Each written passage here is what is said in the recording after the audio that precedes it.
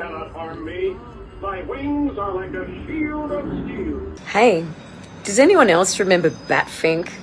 I'm pretty old, so that's from the 70s, but the clip is, nothing can harm me. My wings are like a shield of steel. Batfink and karate.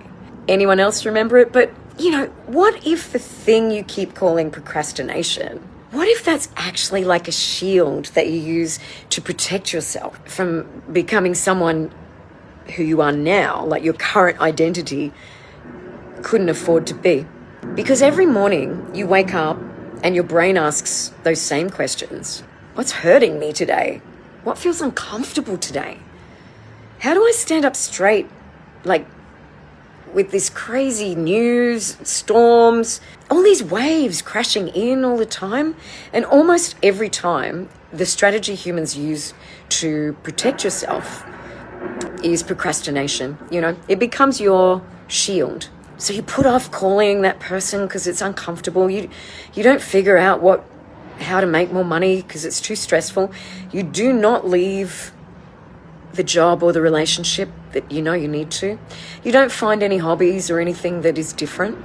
You definitely don't open up about your story, and you do not become the person that you don't even know who you really could be, because I reckon we're all born geniuses. But when you're little, you go, I could be an astronaut or the president, whatever. Maybe not the president, but you just tell yourself, maybe tomorrow when I'm bigger. The future is very seductive. Time is very seductive to make you think we've got lots of time. But the truth is, you can always get more money, but you can't get more time. And the truth is, we could all not be here. Life is fragile. 3 minutes. And tomorrow is not promised to any of us. But do you know what your tomorrow might be? Tomorrow is actually a noun. It's a mystical place where 99% of all human achievements and productivity, motivation, everything's stored down there. Heaps of crazy good ideas that you think of at 3 a.m, but you never bring them to life. Ideas to make your cup a lot fuller. Maybe books, apologies, dreams.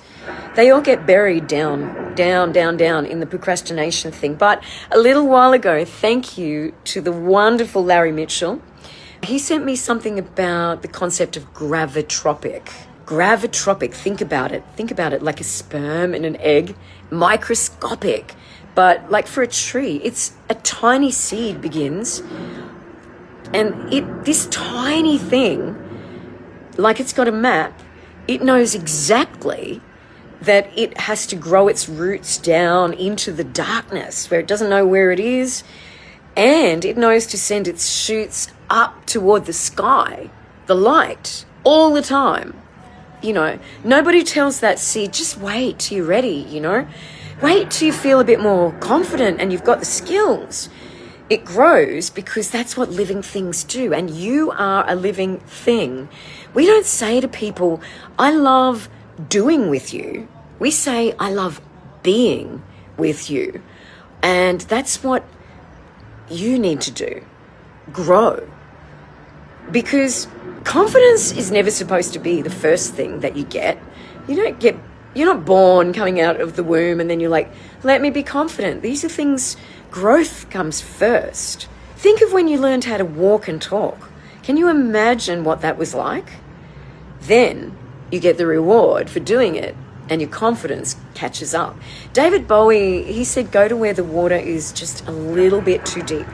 Because if your feet are always touching the bottom of your swamp of sadness, you're probably standing in yesterday's life. And the part that actually fascinates me the most, there are 5 reasons why people come into your guest house. And it's not an accident. Rumi has the poem, The Guest House, and he talks about that people come into your life. Some people break your heart and it hurts. Some will redirect your entire life. Some of the people that you meet in your guest house will become your greatest teachers. I know, for example, some of these people for me, my God, the way they've taught me the lesson isn't how I would want it, but boy, I've learned.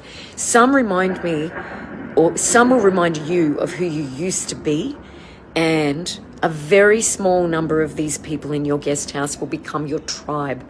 Not because fate chooses them, but because you finally grew into somebody that can recognize these people.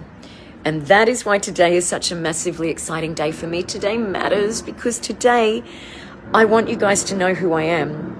I'm launching something I've wanted to build for a really long time. It's called the Gravitropic Club podcast. It's a place where we stop asking, what is wrong with me? And we start asking, why did I become who I became? Through REM, Rewire Emotional Mastery, we are going to explore the invisible patterns that quietly run your life. And through Cats in the Cradle Productions, we're going to make sure that our stories do not disappear when we do. So I'm looking for my first 5 people to join. You don't have to be the smartest. You don't have to be the most successful. You just have to be curious. Curious enough to stop living the same year over and over again. Stuck in the never-ending story in your swamp of sadness, like Groundhog Day on repeat. If something inside you just whispered, this is me, do not ignore it. Comment REM below, and I will send you a little founding member gift, and I'll tell you how to be part of the beginning. Because maybe your next chapter does not begin tomorrow. Maybe, if you're looking for a sign, this is it. Maybe it begins today. And remember, if your feet are always touching the bottom, you are probably standing in yesterday's life. Everything begins with a decision and a choice. Get uncomfortable. The only way to move through life is to get uncomfortable so you can feel how sweet it is after the sour. I'm Louisa Nixon, the Confidence Whisperer. I'm a suicide survivor. I believe in the power of an organized mind to get the best out of your life. And when you change the way you look at things, the things around you change. When I was a kid, one piece of advice they gave me was, it is dangerous to run after trucks or hold on to them. Luckily, I've finally got over this truck holding on issue. I'll show you what it is. See? That was advice in life in the 70s. I love